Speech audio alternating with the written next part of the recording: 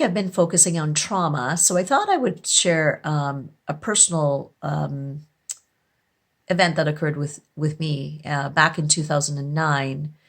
I was assaulted physically by a complete stranger walking down the street in Toronto.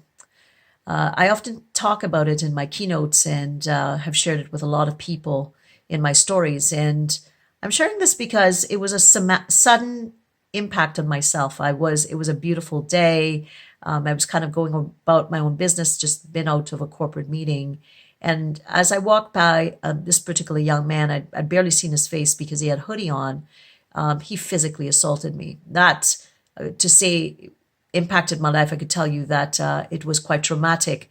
Apparently, I was knocked out, but I don't remember. And after that, there was major implications in my life.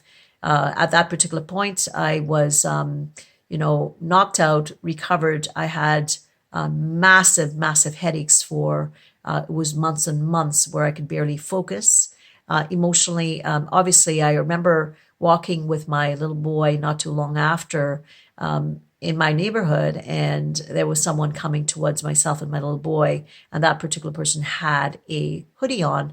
And I remember going up, further away in the opposite direction with my son just so I could feel safe. Viscerally, at that point, my body was saying, keep yourself safe. At the time of the assault, what I wanted to do was isolate because I really didn't understand what had happened. How could a complete stranger, who did not know me, had no connection at all, want to hurt me? But this was someone that had some mental health concerns.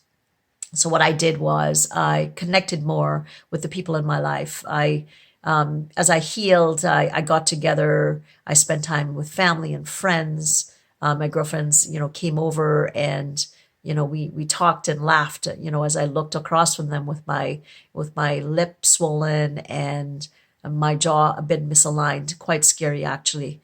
So I'm sharing this today because, trauma is something that impacts all of us. And instinctively, what happens as human beings is we want to go to protection.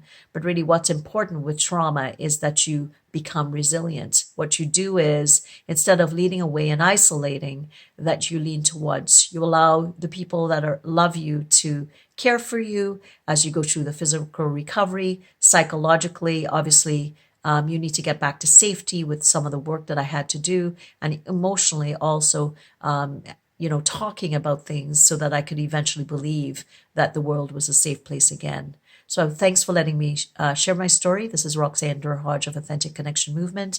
Hope you think about an event in your life and think about how did you cope and what could you have done differently. Thank you.